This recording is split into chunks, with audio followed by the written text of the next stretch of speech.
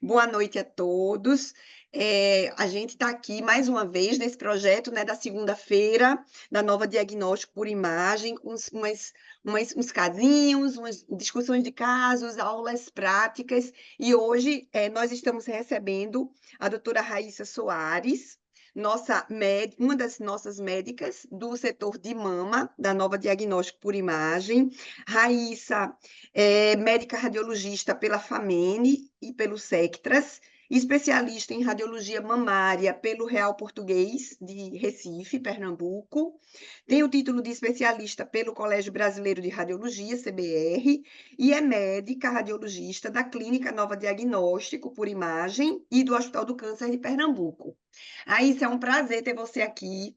Você sempre caladinha, mas brilhando sempre, uma pessoa extremamente capaz, e é um prazer ter aqui você hoje. Então, a palavra é Obrigada. sua, fique à vontade. Obrigada, doutora Lê. A honra é toda minha de estar aqui apresentando para vocês.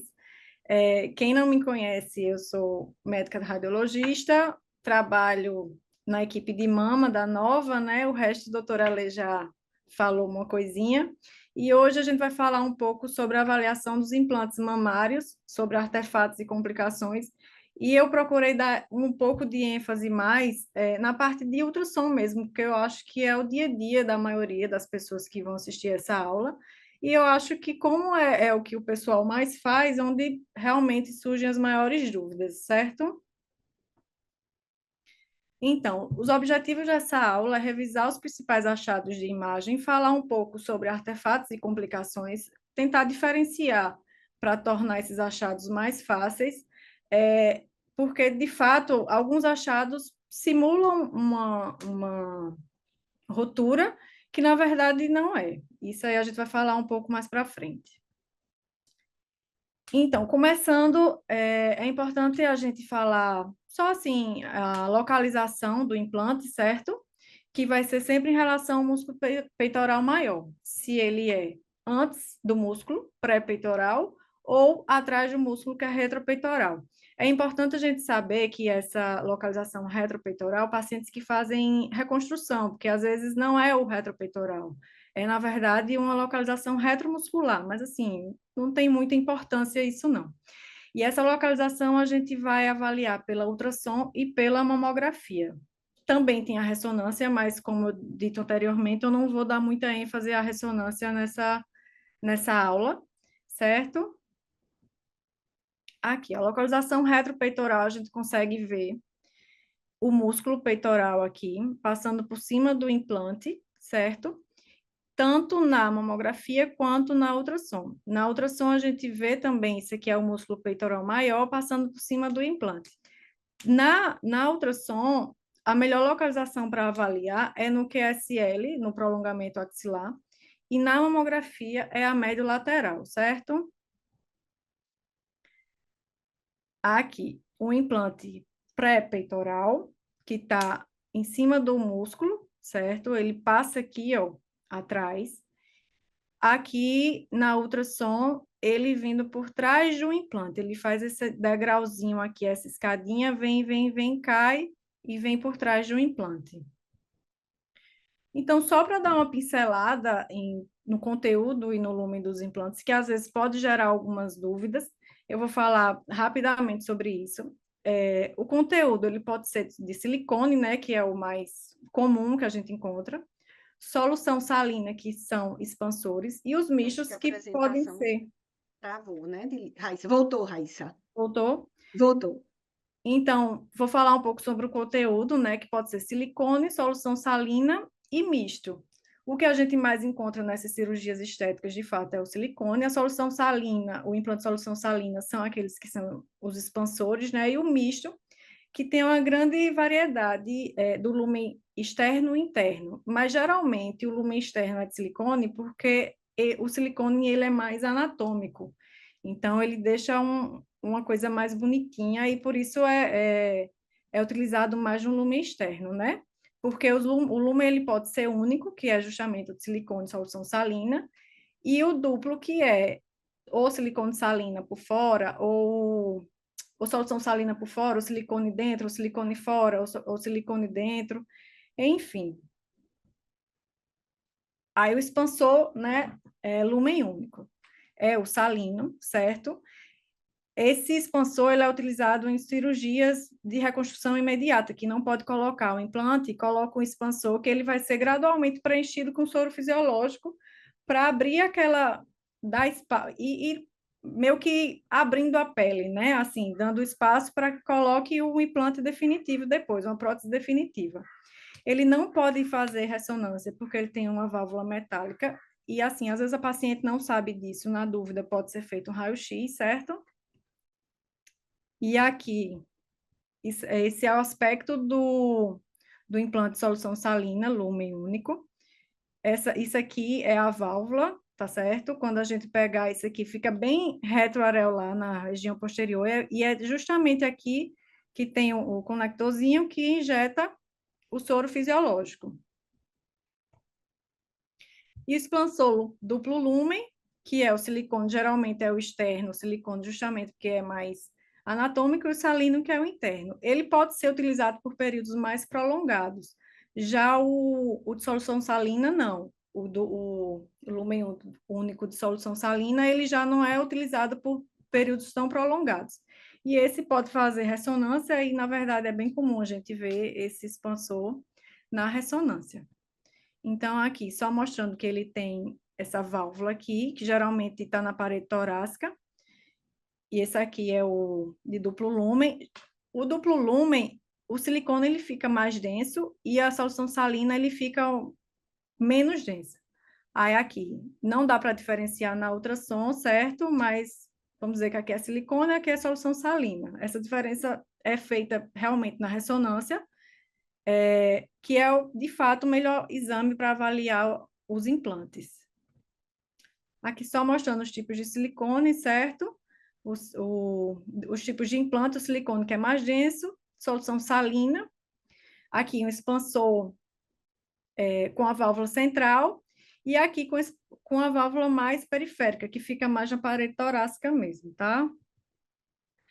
E vamos começar, de fato, a avaliação dos implantes. Essa imagem é, sem dúvidas, a mais importante da aula, porque tudo que eu tiver dúvida em relação ao meu implante, eu tenho que analisar, que avaliar, de fato, essa linha trilaminar. O que é essa linha trilaminar? É a cápsula fibrosa, a interface da cápsula fibrosa com o elastômero, e o elastômero que é realmente a parte do implante, né? Como é que eu posso dizer? A partezinha do implante, a parede do implante, certo? E aí a gente tem que ter essas três linhas bem bonitinhas, bem definidas, que é uma avaliação bem feita, a gente vê as três linhas paralelas. E tudo que a gente tiver dúvida em relação ao implante, a gente tem que prestar atenção nessas linhas, que a gente vai ver que as alterações, quando tiver alteração do implante, essas linhas estarão também alteradas. E falando sobre algumas alterações normais do implante, eu vou falar agora, e eu coloquei algumas imagens de ressonância só para dar uma imagem mais tridimensional desses achados de ultrassom, para a gente ter uma noção do que a gente está vendo de uma forma melhor. Aqui, são dobras radiais, certo? São essas dobrinhas que a gente tem no implante, que são normais, que a gente vê aqui na ressonância essas dobras, a gente vê que tem líquido dentro, a gente não consegue ver isso na ultrassom, mas na ressonância a gente vê que tem essas dobrinhas e tem o líquido, um achado normal, e a grande maioria dos implantes tem. Outra dobrinha aqui, ó, a gente vê a dobrinha, conteúdo, líquido aqui também. Ó, cápsula fibrosa, elastômero aqui, aqui tem o líquidozinho, mas a linhazinha trilaminar tá lá, íntegra, certo? Essa quantidade de líquido é normal, tá bom? É provavelmente reacional, nada demais, sem significado patológico. Ecos em suspensão, pacientes com essa alteração, principalmente ocorre bilateral, geralmente ocorre em implantes mais antigos. Isso é degeneração mesmo, conteúdo do implante, um achado que pode acontecer e que nessas situações é normal. O artefato de reverberação, que a gente tem que ter cuidado, né, para não confundir com uma ruptura, pode ver que a quantidade de artefato aqui é praticamente proporcional a essa quantidade de tecido aqui de cima. E a gente percebe que a linha trilaminar, ela está preservada. Como diminuir esse artefato? Menos compressão com o transdutor, e a gente pode também recorrer à harmônica, certo? Os implantes mais antigos, eles podem ter também calcificações capsulares. Às vezes pode ser só uma, duas calcificações, uma, duas assim, né? Poucas calcificações esparsas, pode ter umas calcificações contínuas e mais grosseiras. Aqui, ó. Essas são mais esparsas. Essa aqui já é uma calcificação mais grosseira, mas que a gente já ainda dá para ver que tem uma sombra, não gera tanta dúvida. E vamos falar agora das complicações, certo? As precoces, que são os hematomas, seromas e as infecções, e as tardias, que são geralmente contratura, rotação, roturas e linfoma anaplásico de grandes células. Essas complicações mais precoces, eu não coloquei aqui porque os hematomas, seromas, é muito difícil a gente diferenciar na ultrassom, porque é o líquido, às vezes o hematoma tem eco, o hematoma tem septação, assim como o seroma, e às vezes tem infecção ou não, e às vezes a gente não tem como saber só pelo ultrassom, tem que correlacionar com dados clínicos, com achados da paciente, se a cirurgia foi muito recente, se não foi. Então, assim, como é mais uma avaliação de líquido associada a achados clínicos laboratoriais, eu vou deixar mais assim, vou falar mais das tardias mesmo, certo? A contratura capsular, ela está aqui nos achados mais tardios, mas ela também pode acontecer em um período curto depois da inclusão dos implantes, porque a cápsula fibrosa, ela aparece de dias a semanas após a colocação dos implantes. Então, a contratura capsular, ela pode sim ser uma complicação precoce. Então, qual é o achado da contratura capsular? A contratura capsular, ele é, na verdade, um diagnóstico clínico. Então, a paciente vai chegar para a gente, ela vai reclamar que está com dor na mama, está com a mama mais endurecida, e se a gente fizer um exame físico rapidamente na paciente, não precisa nem olhar na ultrassom. A gente já percebe que aquela paciente tem uma contratura, porque o implante ele fica mais arredondado, ele fica endurecido. E na ultrassom, a gente pode ver aqui, ó, tem o espessamento da cápsula fibrosa, a gente nem vê a linha trilaminar, isso é muito bem visto na ressonância, mas aqui a gente pode ver. Uma coisa que a gente pode fazer também é comparar as duas mamas, é, bota as imagens uma de cada lado das mamas e a gente vai ver que tem uma mais oval e uma mais esférica. Mais esférica é justamente a da contratura, que ela vai ter um aumento do diâmetro antero-posterior. A gente diminui a profundidade do transdutor e faz essa comparação. Aqui, novamente mostrando na ressonância, porque aqui eu consigo vê-la bem redondinha e aqui ela é mais oval. Mas isso aqui a gente sente na palpação. Ela pode ter também umas pregas radiais mais proeminentes, tá certo? A gente vai ter outros achados na ressonância, vai. Mas na ultrassom é basicamente isso. Pode ter um líquidozinho, intracapsular também. Sim, e contratura é um diagnóstico clínico. Às vezes a paciente não tem achados na ressonância e a ausência de achados na ressonância não exclui esse diagnóstico, certo? Rotação. Todo implante, quer dizer, todo não. A maioria dos implantes, ele tem a pastilha de fechamento, que é esse marcadorzinho aqui, onde o cirurgião fixa o implante. É importante a gente saber que nem todo implante, ele tem a pastilha igual, tá certo? E nem todo implante a gente consegue ver essa pastilha. Até na ressonância, que é o melhor método, a gente não consegue ver. Mas esse aqui, que é o da prática da gente, que realmente mais tem no nosso dia a dia, esse aqui é a pastilha de fechamento, essa linhazinha aqui ecogênica mais posterior no implante. Essa é a localização habitual dela e a localização que tem que ficar, tá certo? Quando essa linhazinha não está posterior, é porque esse implante rodou. E geralmente a paciente vai ter uma queixa de alteração da morfologia do implante, pode ter dor também.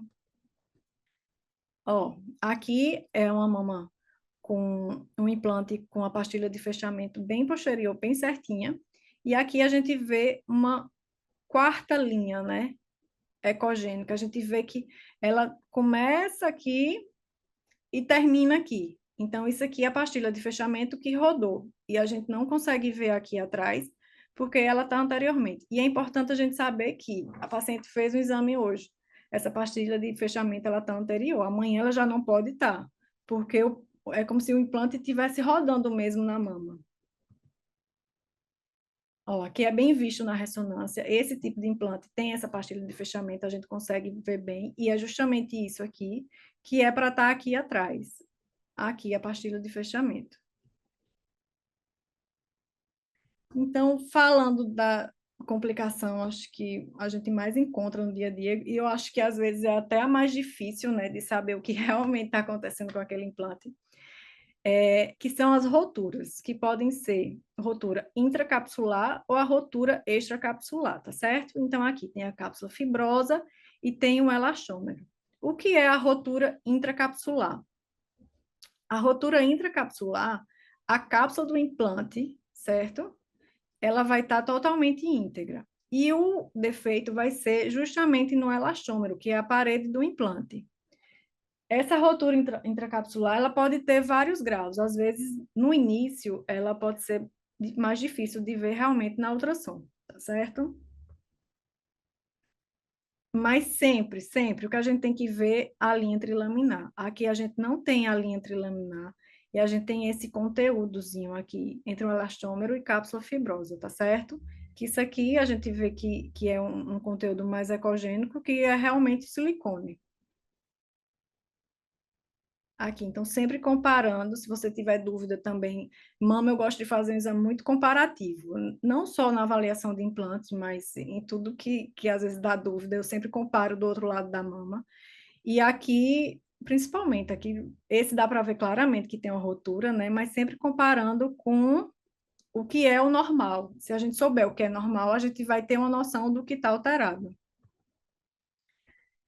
Então, essa aqui é uma alteração bem discreta, tá certo? Que é o que a gente chama na ressonância do sinal da fechadura. E a gente vê aqui que aqui dentro tem um conteúdo diferente. Não é como a prega radial, que a gente vê pretinho. Aqui a gente vê que realmente tem silicone. E isso é uma ruptura, assim, ainda inicial, não é aquela ruptura exuberante, que a gente tem que prestar atenção para poder diferenciar de uma prega radial, certo? E aqui eu mostro justamente com a rotura intracapsular e a prega radial. Qual é o segredo da prega radial? A gente acompanha com o transdutor, vai acompanhando, porque uma hora ela vai terminar junto com o elastômero. Então, o segredo da prega radial, porque às vezes tem prega radial que são bem proeminentes, como essa aqui. E a gente vai continuando com o transdutor e ela termina junto com o elastômero. Esse aqui é realmente o achado mais fácil de ver na ultrassom, que é o sinal da escada, que corresponde ao sinal do Liguine na ressonância, é o colapso completo do elastômero, certo? Ele dobrou todo, e a gente consegue ver várias linhas ecogênicas no interior do implante. Isso aqui, na ressonância, a gente não tem nenhuma dúvida, essas linhazinhas aqui, que correspondem a essas linhas mais ecogênicas. Aqui, novamente, o sinal da escada, certo? Várias linhas ecogênicas paralelas, e a gente vê também uma descontinuidade da linha trilaminar. A gente não tem essa linha trilaminar. Esse aqui é a linha subcapsular. Talvez dependendo do grau, esse também é um achado mais difícil de ver na ultrassom, mas a gente vê que tem tipo uma efusão do elastômero, ele se distancia da cápsula fibrosa. A gente não vai ver a linha trilaminar e a gente vai ver essa distância maior. Vai ter que ter cuidado para não confundir com líquido.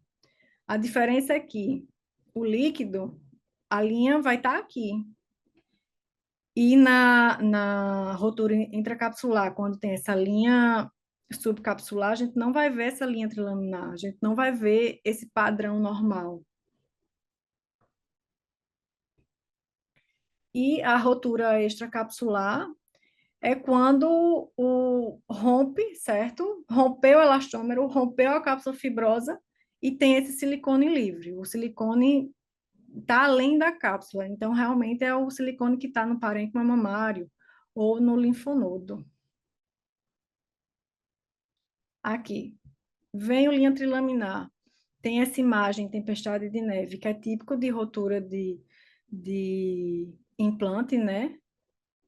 Com extravasamento, a gente consegue ver aqui no tecido, aqui é bem claro, a gente vê a linha trilaminar, vê que aqui já é o parênquima mamário e tem essa área com sinal com tempestade de neve, aspecto de tempestade de neve, que é bem típico de silicone, né? No parênquima mamário. Esse aqui é só para a gente ver que tem algumas coisas que realmente deixam dúvida e simulam uma rotura. Nesse caso, aqui tinha de fato uma rotura intra, né, o sinal da escada, as linhas ecogênicas paralelas, mas aqui não era uma rotura extra, isso aqui era calcificação. Às vezes, só que é uma calcificação bem extensa da cápsula fibrosa e que realmente às vezes não dá para diferenciar. E não tem problema nenhum se não der para diferenciar. O que é que não pode? Não pode é dar um BIRAD zero na ultrassom. Parece mentira, mas eu vejo e muito. Não, mentira, muito não, mas a gente vê de vez em quando o colega que faz um ultrassom da mama, vê alteração no silicone e dá um BIRAD zero para complementar com a ressonância. Você pode colocar a sua dúvida no laudo e sugerir uma ressonância. Afinal, a ressonância é o melhor exame para avaliação de implante, certo? Aqui, calcificações capsulares, só que aqui eu acho que está até mais fácil do que aquela, tem essa sombrinha mais, né, uma sombrinha atrás das calcificações, e aqui é aquela mais em tempestade de neve, que a gente vê que está mais para realmente rotura extra. Uma complicação que muito se fala é o linfoma anaplásico de grandes células. E eu acho que, às vezes, quando a gente faz um exame, dá dúvida. Tem coisa que o BIRAD não fala e que a gente aprende e vai aprendendo no dia a dia mesmo. Então, o que é o linfoma anaplásico de grandes células? É um linfoma de células T raro, tipo não-Hodgkin. Geralmente, ele se manifesta como seroma tardio, em 60 a 90% dos casos. Ele pode estar associando a nódulos da cápsula fibrosa, mas não é o comum, certo? A paciente pode ter queixas clínicas, mas também pode ser que não tenha. E ele está associado exclusivamente a implantes texturizados, certo? Pode ser de silicone ou solução salina. Eu peguei a imagem da ressonância, eu acho que fica mais fácil a gente ver como essa alteração do implante, do líquido, essa quantidade de líquido realmente na ressonância. E assim, quando é que a gente pensa no linfoma anaplásico? Como é que eu faço no meu dia a dia? Paciente que tem um acúmulo de líquido, um líquido intracapsular moderado, aí a gente já pode começar a pensar se a paciente tem uma história de colocação de implante há mais de um ano, né, um seroma tardio, que aí a gente pode pensar no seroma tardio, a gente já pode pensar em dar um BIRADS 4 para avaliar o líquido desse implante. No caso, se for líquido, né? Se for um nódulo intracapsular, que ele também pode se manifestar, pode ser feito uma core, pode dar um BIRADS 4 e fazer uma core. Mas, assim, esse achado é tão difícil no dia a dia, às vezes, a gente dar. Porque, às vezes, a paciente tem só uma inflamação, mas, de fato, não tem como diferenciar. Pode ser só uma alteração inflamatória, pode ser o linfoma, enfim. Quando é o linfoma tardio, realmente eu vou mais para o BIRADS 4, porque se der benigno, também é concordante. E linfonodos axilares. É muito importante a gente saber quando é que o linfonodo pode estar infiltrado por silicone. Não é só com a rotura extracapsular atual, certo? Pode ser gel bleeding. O que é o gel bleeding? É quando o, o silicone ele fica meio que vazando da prótese, porque qualquer forma, a cápsula fibrosa ela é porosa e esse líquido ele pode ficar saindo aos pouquinhos sem ter rotura e ele é drenado tanto para os linfonodos axilares, que é de fato o que mais a gente encontra, mas ele também pode ser drenado para cadeia mamária interna, e eu já vi, sim. Inclusive, peguei alguns casos aí na Nova que paciente tinha implante íntegro e tinha alteração de linfonodo na cadeia mamária interna, mas que na ressonância não tinha sinal de silicone. Reconvoca a paciente, olha na ultrassom e tal, o linfonodo que parece atípico na ressonância, mas tem sinal de tempestade de neve, tem aspecto de tempestade de neve na ultrassom. Pode ser o gel blind, né? Uma rotura extracapsular prévia, paciente rompeu um silicone anterior, fez a troca e tá com silicone infiltrado no linfonodo. Pode ser de uma rotura extracapsular atual, certo? Então, a gente conversar com a paciente é muito importante saber a história da paciente. E se a paciente tem uma rotura intracapsular atual, a gente pensa realmente que é uma extra com infiltração de silicone no linfonodo. E injeção líquida de silicone, né? Que aí também ela injeta silicone na mama e ele drena para os linfonodos. Aqui, os linfonodos, né? Esse aspecto de tempestade de neve é bem típico. Eu acho que, primeiro, algum ponto, assim, que eu queria bem deixar frisado, né? Era justamente esse slide aí que Raíssa estava falando, que era quando a gente encontra essa imagem gel bleeding. Gel bleeding, na verdade, não. Quando a gente encontra essa tempestade de neve. Não necessariamente no linfonodo, às vezes isso pode estar no próprio parênquima mamário. Então, quando a gente encontra essa imagem, tem que vir três coisas na nossa cabeça.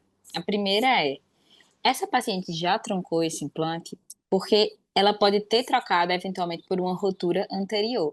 Então, aquilo ali a gente vai entender como se fossem resquícios de uma rotura anterior, por exemplo. Segunda opção, ela tá com gel bleeding. O gel bleeding, vamos entender assim, imagina a gente pegar uma garrafa de água gelada e deixar em cima da mesa. Daqui a meia horinha, vou ter várias gotículas de água em cima dela. Eu sei que o mecanismo é diferente, ali foi uma condensação, mas é para entender que como se tivesse silicone, no caso a água, fora, em cima dessa garrafa, e a garrafa está totalmente íntegra. Então, não precisa ter uma rotura no silicone, não precisa estar aberta aquela garrafa, e pode ter o silicone ali fora. Então, mesmo com a prótese íntegra, a gente poderia encontrar também esse sinal. E também outra situação, rotura, ou então o implante atual está com algum problema. Então, fica nesses três cenários, só revisando. Ou é um gel bleeding, ou a paciente já teve uma troca de um implante e rompeu previamente, ou é o implante atual que está rompido. Então, a gente fica com essas três possibilidades. A própria ultrassonografia vai nos permitir avaliar se aquele implante, naquele momento, tem algum sinal de rotura. E se não tiver, a gente pode sugerir prosseguir a investigação com a ressonância, por exemplo, só para ter mais certeza, já que a ressonância é o melhor exame para avaliar a rotura intracapsular. Em paralelo, eu já vou dar essa outra informação. Rotura extracapsular, acredite, o ultrassom ele consegue ter mais sensibilidade. Então, a gente conseguiria avaliar isso com os dois métodos. Outro ponto que eu gosto de frisar, que é muito comum, o paciente deita na sala para fazer exame de ultrassom. Quando eu devo começar a fazer a investigação desse meu implante? Eu tenho que fazer algum exame? Qual exame fazer? Então, é bom a gente dissociar a indicação de ter que fazer uma avaliação do implante da necessidade de rastreio da paciente. Vejam que são dois perfis de exames diferentes. Rastrear câncer de mama são aqueles protocolos que a gente conhece. E quando é que eu vou avaliar o silicone? Então, o que é que as diretrizes americanas já, na verdade, recomendam? Que se a paciente não tem nenhum sintoma, ela tem que fazer pelo menos um exame com 5 anos de silicone. E esse exame, inicialmente, a gente vai ter que avaliar qual que vai ser. Provavelmente, o que teria indicação é uma ultrassonografia ou uma ressonância. Veja, a mamografia para avaliação de silicone, ela não traz tanta informação como esses dois exames. Ela pode ser usada? Pode ser usada, mas certamente ela não vai ser a nossa primeira escolha para essas pacientes. Em geral, o que é que acontece, então? A partir de 5 anos, é solicitado pelo menos a ultrassonografia, Porque a ultrassonografia ela tem bastante sensibilidade e especificidade para avaliar. Em tendo alguma alteração, é solicitada depois uma ressonância. É como se a ultrassonografia fizesse meio que uma triagem disso daí, né? Outra coisa que também perguntam muito durante o exame. Eu tenho que trocar meu silicone? Porque antigamente tinha um número cabalístico, 10 anos, trocar e tal. Hoje em dia, a gente não vê mais isso. O implante estando íntegro, ele fica. Às vezes até roto ele fica. Depende também um pouco da queixa da paciente, né? Mas sim, elas podem continuar com isso. Não tem contraindicação para fazer mamografia. Chegou com 40 anos, tem o silicone, vai fazer mamografia também. E aí as pacientes também se perguntam, mas como é que eu vou fazer? Vai apertar? Sim, vai apertar. Não vai ter risco de romper. Isso é recomendado não apenas pelas sociedades que trabalham com doenças de mama, mas como também pela Sociedade de Cirurgia Plástica. Eles também recomendam que seja realizado o exame normal de rotina, não atrapalha. E também é feito com a manobra de Eklund, né, que é aquela que se empurra o silicone para trás e traciona o parênquima mamário para frente para que seja avaliado. Outra coisa que Raíssa comentou, né? Eu sempre gosto de dar no meu exame de ultrassom a posição em relação ao músculo peitoral. Sempre avalio ali no quadrante superolateral. Como eu comentei também naquela apresentação que eu fiz, eu organizo o exame de ultrassom quando a paciente tem implante em 2 etapas. O primeiro é rastreio de câncer de mama. Diminui a profundidade, foca no parênquima. Olha aquilo ali. Terminei aquilo, eu vou avaliar o meu silicone. Então, eu aumento a profundidade, baixo a frequência para que eu penetre mais os feixes, faço a avaliação nos quadrantes todos e sempre uma fotinha ali na região retroareolar, para ver até, não necessariamente a gente vê a pastilha ali atrás, né, o selo de fechamento, mas eu gosto de ver aquele limite posterior. Quando a paciente ela tem suspeita de contratura capsular, por exemplo, quando você compara um implante com o outro, você vê que o diâmetro anteroposterior da mama que ela está se queixando, da possível contratura, ele é aumentado em relação ao lado contralateral. É bem interessante comparar isso num exame ou outro. E aqui nesse caso de avaliação do silicone também a harmônica, ela pode diminuir esses artefatos que às vezes vão confundir a gente em relação se tem alguma heterogeneidade sugestiva de rotura ou não. Caiu aqui, mas eu ainda ouvi alguns comentários de Lívia, e essa paciente foi até uma paciente que eu peguei recentemente, que veio com outra queixa, não tinha dito nada de troca de implante, e na ressonância ela tinha linfonodos bem alterados, que também não tinha sinal de silicone, certo?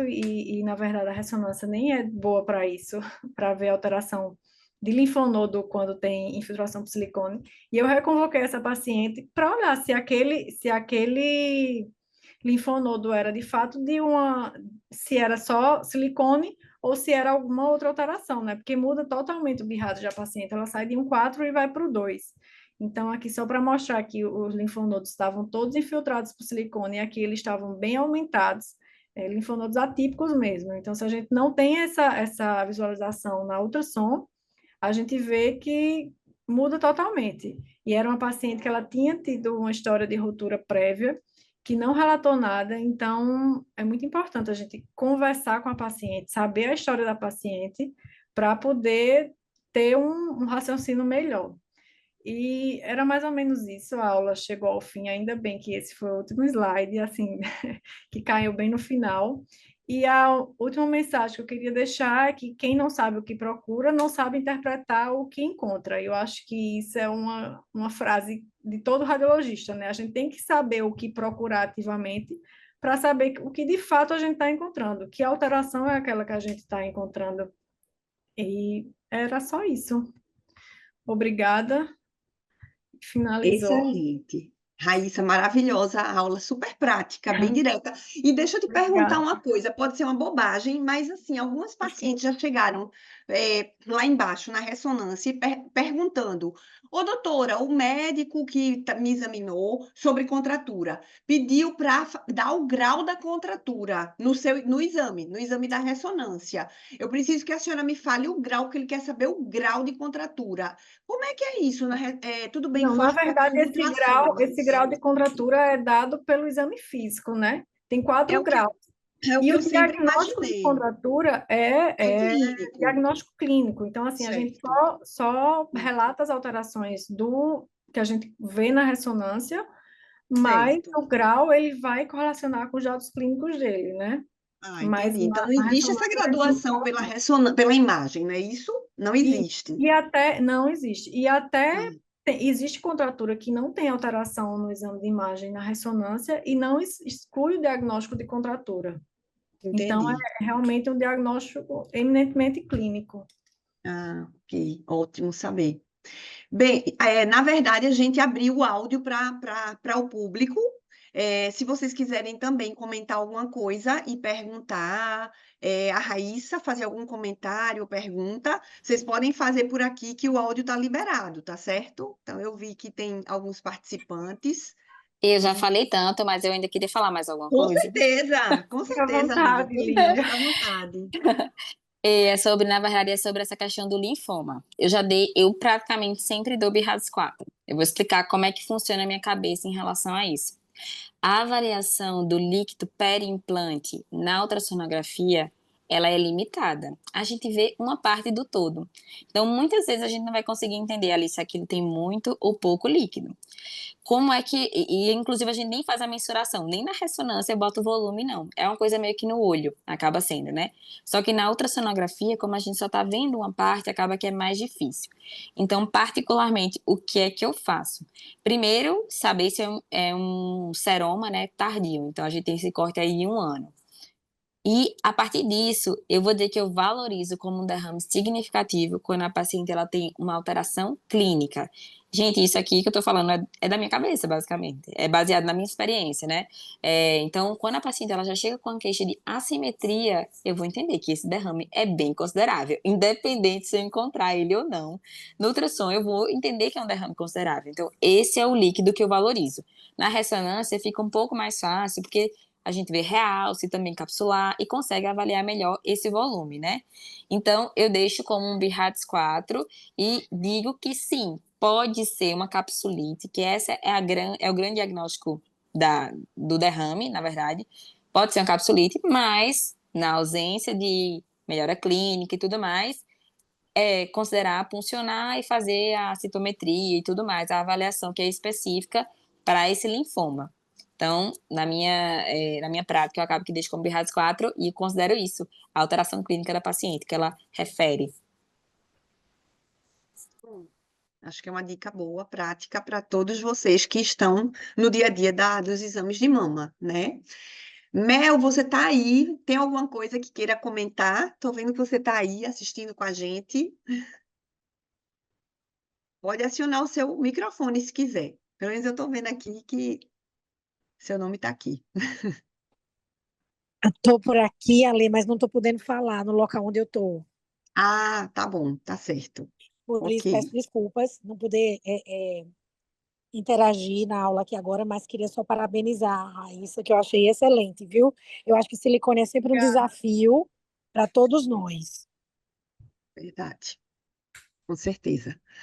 Não, eu acho que realmente as dicas que Raíssa passou, juntamente com Lívia, são muito práticas do dia a dia. Acredito eu que sejam muito úteis para vocês que são do grupo de mama ou que fazem o exame.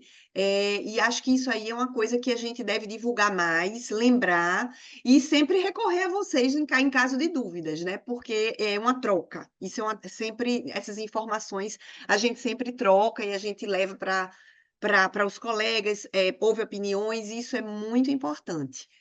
Bem, na ausência de mais perguntas ou considerações, Raíssa, muito obrigada. Sua aula foi Nada, excelente, Ale. super Obrigada. prática. Você diz, eu não gosto de dar aula, mas foi ótima, muito direta. Eu acho que o objetivo nosso é isso aí, é simplificar, é mostrar a prática, é mostrar o que deve ser valorizado, o que não precisa ser tanto, não é tão importante.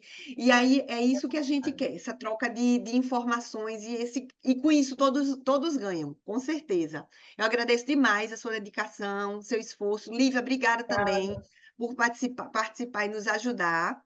E vamos ver, né, para frente, como é que a gente vai atuar aí também no grupo de mama, junto com as outras especialidades.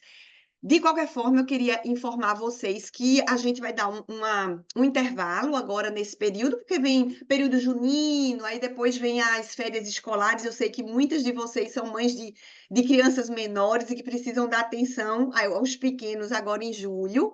E aí a gente considera a viabilidade desse projeto, se sim, se não, como é que vai ser, a gente vai estudar para o próximo semestre. Mas, de antemão, eu agradeço a todos pela participação, né, desde o início do ano, pelo envolvimento, pela ajuda, e espero que a gente continue aí com o projeto dando certo daí para frente. Mas agradeço a todos. Obrigada, principalmente hoje, a Raíssa e a Lívia, que nos ajudou também, dando um suporte.